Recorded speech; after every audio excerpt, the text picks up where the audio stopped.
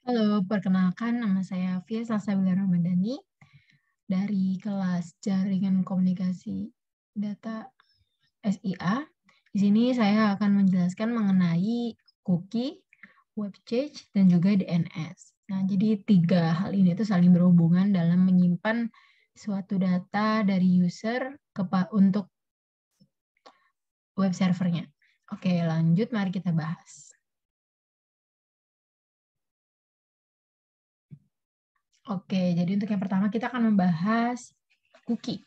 Nah, jadi cookie ini adalah file kecil yang berisi informasi-informasi berguna bagi suatu website seperti password user, preferensi, browser, dan juga IP address. Nah, yang digunakan untuk mengidentifikasi komputer saat kita menggunakan jaringan komputer.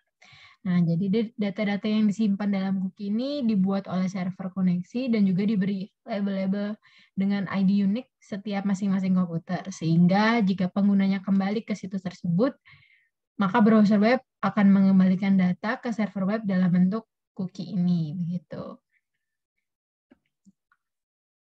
Oke, kemudian cookie ini digunakan untuk apa sih sebenarnya? Apa fungsinya bagi web server itu sendiri? Nah, jadi yang pertama ini untuk manajemen sesi dari usernya. Jadi cookie ini memungkinkan situs web untuk mengenali tiap penggunanya dan juga mengingat informasi serta preferensi login dari masing-masing user itu. Nah, dari yang kemudian dari memiliki data dari manajemen sesi ini masuk ke yang kedua yaitu untuk personalisasi. Nah, dengan data tiap sesi tadi pengguna maka situs web dapat mempersonalisasi sesi Anda sesuai dari apa yang kita suka atau apa yang kita lihat, kita buka akhir-akhir ini di situs web tersebut. Nah, jadi bisa menampilkan iklan dan juga preferensi sesuai yang kita suka. Nah, begitu. Kemudian yang ketiga ada pelacakan. Nah, biasanya ini tuh untuk suatu situs web belanja. Jadi cookie ini bisa melacak barang-barang yang pernah kita buka sebelumnya atau pernah kita favoritkan sebelumnya sehingga mereka dapat menyarankan barang-barang serupa yang sekiranya user akan menyukai dan bisa memasukkan ke keranjang atau bahkan bisa meng-check out dari situs web belanja tersebut.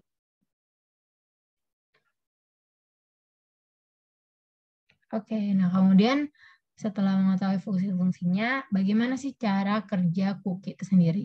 Nah, jadi yang pertama itu user memasukkan alamat website. Nah, kemudian web browser akan menerima requestannya dan mengirimkan request halaman tersebut. Kemudian pada saat fase request, web browser ini akan mencari cookies atau mencari data-data mengenai halaman browser yang user ketikkan. Nah, jika tidak menemukan apa-apa, maka web browser akan mengirimkan request homepage tanpa cookies atau tanpa ada data sebelumnya. Berarti ini kali pertama user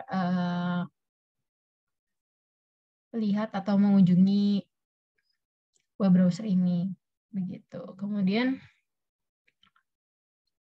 jika informasi yang ada di dalam cookies cocok dan diterima, maka website akan menerimanya. Namun jika website tidak menerima cookie, maka web server akan membuatkan catatan untuk user dan mengirimkan data cookie terbaru pada website tersebut. Maka ada penambahan data baru pada cookie ini, begitu.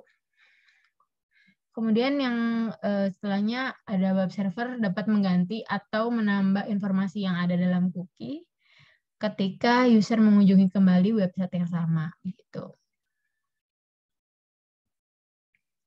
Nah, kemudian lanjut setelah cookie tadi kita membahas mengenai web change. Jadi web change ini mirip-mirip dengan cookie itu sendiri. Jadi web change ini merupakan komponen kecil dan bersifat menyimpan data juga. Nah, tapi perbedaannya dari cookie ini tuh web change sendiri lebih difungsikan agar kita dapat mengakses situs website dengan waktu yang singkat. Jadi mempercepat akses kita terhadap web tersebut karena kita sudah pernah mengunjungi website tersebut gitu. Jadi karena tidak perlu mengulang proses aksesnya. Nah, kemudian bagaimana sih cara kerja website itu? Nah, jadi kan saat pertama kali Anda mengakses suatu website, aplikasi akan mengenali dan melakukan penyimpanan informasi dari alamat website tersebut. Yang mana nanti informasi tersebut akan digunakan untuk memunculkan halaman website yang sama jika diakses di kemudian hari. Nah, kemudian jika terdapat perubahan data, maka browser akan mengirimkan permintaan update data ke server sehingga halaman website yang ditampilkan merupakan halaman website yang berisi informasi yang terupdate. Oke, kemudian kita masuk ke yang ketiga yaitu DNS server. Nah, DNS server ini apa sih kepanjangannya dia? DNS server ini adalah Domain Name System atau dalam bahasa Indonesianya adalah sistem penamaan domain. Nah, biasanya disebutnya adalah phone book on the internet gitu. Nah, jadi DNS server ini adalah suatu sistem yang menyimpan informasi mengenai nama host dan nama domain di jaringan komputer yang diubah menjadi IP address, yang mana akan menyambungkan URL dengan IP address itu, begitu. Dan juga DNS melayani permintaan pemetaan IP address ke FQDN atau Fully Qualified Domain Name, dan begitu pula sebaliknya dari FQDN ke IP address, begitu. Nah, kemudian cara kerja dari DNS itu sendiri. Nah, jadi terdiri dari 3 komponen. Yang pertama adalah DNS Resolver, itu dia sebuah klien yang bekerja di komputer pengguna yang membuat permintaan DNS dari program aplikasi. Kemudian yang kedua ada Recursive DNS Server, dia yang bertugas melakukan pencarian melalui DNS sebagai tanggapan permintaan dari resolver dan mengembalikan jawabannya kepada resolver tersebut. Jadi dia sebagai tim pencari kemudian dikembalikan lagi kepada si resolver ini. Kemudian yang ketiga ada authoritative DNS server, yaitu dia memberikan jawaban terhadap permintaan dari requester, baik dalam bentuk sebuah jawaban maupun dalam bentuk delegasi. Misalkan mereferensikan ke authoritative DNS server lainnya, begitu.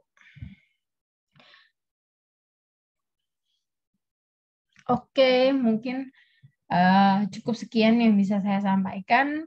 Bila ada salahnya, saya mohon maaf. Bila ada lebihnya, mohon dikembalikan. Sekian, terima kasih.